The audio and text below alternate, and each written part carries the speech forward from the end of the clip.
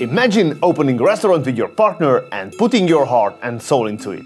After 10 years of blood, sweat and tears, you finally get all 3 Michelin stars. The hard work paid off. Then, one day a retail startup opens using the same name as your restaurant. They specialize in clothing and bedding, and many reviews are not good. Soon you are getting phone calls from their customers and return packages start showing up at your restaurant. What do you do? Today we visit a restaurant fighting for control of the name on which they built a reputation for 20 years. That name is Quince. We are back for the new restaurant of the new series, where I visit California's best restaurants. 5 days, 5 restaurants, each with 3 Michelin stars. To not miss any action, make sure you hit subscribe. And if you have subscribed already, thank you so much. And now let's all go to San Francisco. We arrive at the neighborhood known as Jackson Square, full of old-world charm and modern sophistication. It's here where we find beautifully preserved architecture, cobblestone streets, and our restaurant for today, Quince. The historic building dates back to the early 20th century, with classic brick and huge windows. From the sidewalk, you have a clear view of the kitchen, which makes the chefs inside look almost like street performers. Once we enter, however, we see that everything is brand new. Quince did a major redesign in 2023, which highlights the connection between the restaurant and the farm, where they get most of their organic ingredients. The tables are spaced far apart to create a more intimate atmosphere, and the earthy, warm tones of natural materials are chosen to remind you of nature. To create this beautiful space, the owners turned to Paris-based architect Diego Delgado Elias. Our first bites arrive as I'm looking through the impressive wine list. Catching my eye is a 2008 Jacques Sellos millésime that I tried in our very first episode at Amper Alexander Marzia. There it was a deal at 540 euros. Here it is more than 8 times that price, proving that location is everything and you need to strike when the iron is hot. Here I decide to go another way, with a wine pairing. There are 2 options, a classic pairing for 270 euros and a rare wine pairing for 400. The second one excites me more, so I go for that. Our first course is Tsar Nikolai Risor Caviar, Spring Onion and Almond Waffle. It's a nice opening course with complex flavors. The first glass from the pairing is an organic 2017 Sauvignon Blanc from the northern part of Burgundy. It's light and refreshing thanks to producers Alice and Olivier Damour. It's paired with our green asparagus, cooked in spring mustard broth, fried egg and caviar. Removing the asparagus wasn't an easy task, but the server managed. The texture is so good, I couldn't get enough. It's soft with some firmness to it. Along with the sauces, caviar and egg, my goodness. This was a very good dish. So far, the cooking is elegant. Time for a new Sauvignon Blanc. This time is a 2010 Blanc de Fumé de Puy from the Loire Valley. It's dry and smoky with lovely honey and green pepper notes. It was a huge surprise to experience such a wine. Going with it is our next course. Spring peas lightly warmed, Tomales baked lamb and guanciale. Guanciale is a type of Italian cured meat made from pork cheeks. It gives the dish a warm umami. Another strong course.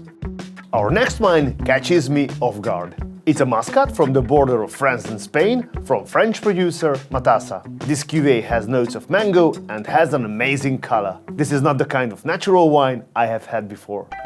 Natural wine is made with minimal intervention in both the vineyard and the winery.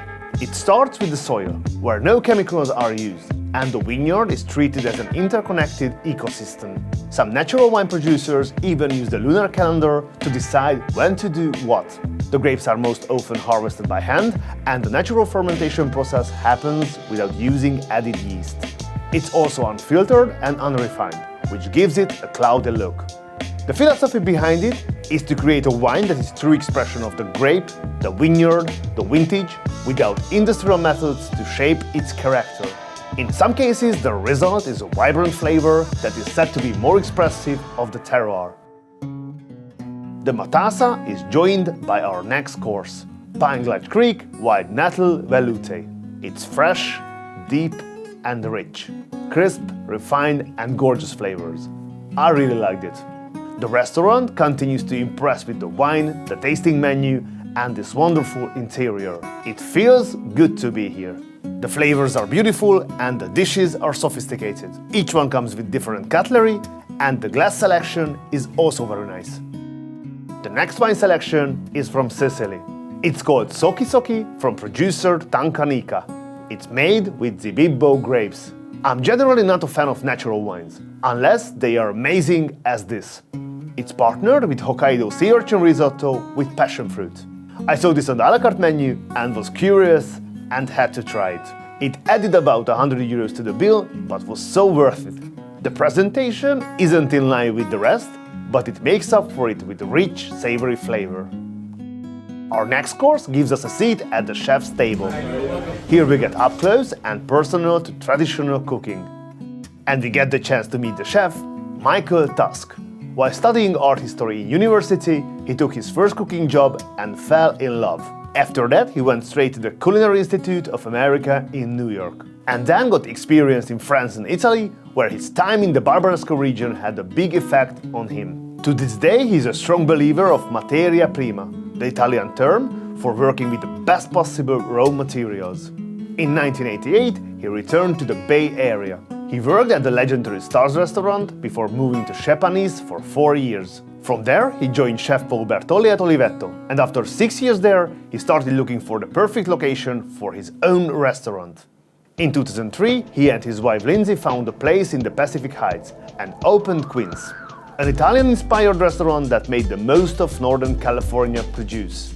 In 2007, they got the first Michelin star, before moving Quince to its current location in Jackson Heights. In 2014 came the second star, in 2017 the third, and in 2020 they were one of the first to get the Michelin Green Star. Next to Quince are two other Tusk properties. One is the Quince Bar and Salon. On the other side is the sister restaurant called Cotogna. The kitchen has a steady stream of fruits, vegetables and flowers from the Big Ram farm. As if they weren't busy enough, in 2020, chef and his wife started a non-profit called Feed the Future. Now, in 2024, Chef Tusk finds himself in new territory, the California court.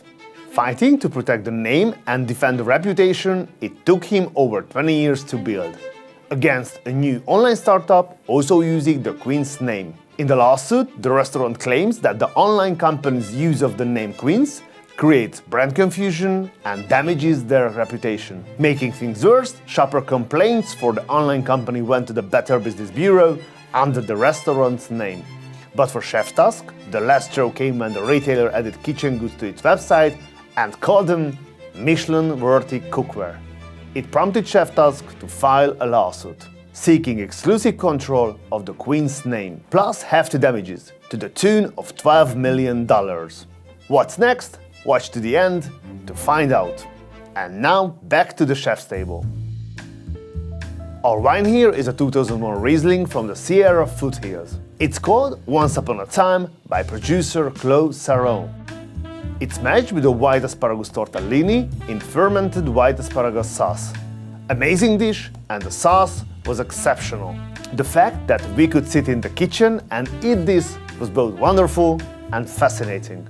You get to see up close the quality and beauty of everything, even the serving trays. Our next wine is an Italian red. It's a 2021 from the Cerasuolo d'Abruzzo region in central Italy. It's a Montepulciano, but it's not to be confused with the place of the same name in southern Tuscany. It comes with this: West Marine black cod wrapped in chanterelle mushrooms and fresh chard and topped with garlic scape and smothered in Vinjan. When the sauce was poured, it felt like something from the Ratchat collection. I think I saw an angel in there. Getting ready for the main course, we have a range of international cutlery. A butter knife from Japan, a mini cleaver from California, and a fork from Germany. For main course, we have a 1987 bottle of Chapelet Signature Cabernet Sauvignon. This is from Napa Valley and has been perfected over the last 50 years. It's beautifully concentrated with flavors of blackberry and toasted oak. What's better than a nice vintage wine? Two nice vintage wines. This is the 95 Cabernet Sauvignon from the producer we saw earlier, Claude Saron. It's great to compare these two Cabernets from different years and from different areas of California. And now, the main course. Don Watson spring lamb cooked in the fireplace with a salad of fava, green garlic and roasted wild spring onion. We saw this on the spit earlier. Here we have different cuts of meat. This was intense. With main courses done, cheese is next. But first, two wines to go with it. One is nearly 100 years old. It's a 1929 Madeira from the Oliveiras. They are an independent Madeira wine producer on the island's south coast. This dessert wine is luscious and sticky sweet. The other is a 1962 Gallinara. It's a bone-dry Nebbiolo from the Piedmont region of Italy. Two wines, two completely different profiles. Our cheese selection is a mix of local and imported cheese. This is not included with the tasting menu, but we added it for 35 euros. Now it's time for the sweet courses. This part of the menu is thanks to the pastry chef Sham Gaon. His first creation is chilled rhubarb, sorrel and ginger. It's a beautiful mix of flavor, from tangy to sweet. For our next dessert, we are on the move. Next door to Quince Bar and Salon. It's a slightly more relaxed version of Quince and does not require a reservation. I am obsessed with this space. The fixtures, the artwork, the antique furniture, everything. It's a mix of Nordic and Japanese elements with carved out spaces that make it really inviting. It feels like someone's elegant home. Our last wine of the evening is a sparkling rosé from Bougie-Cerdon in France.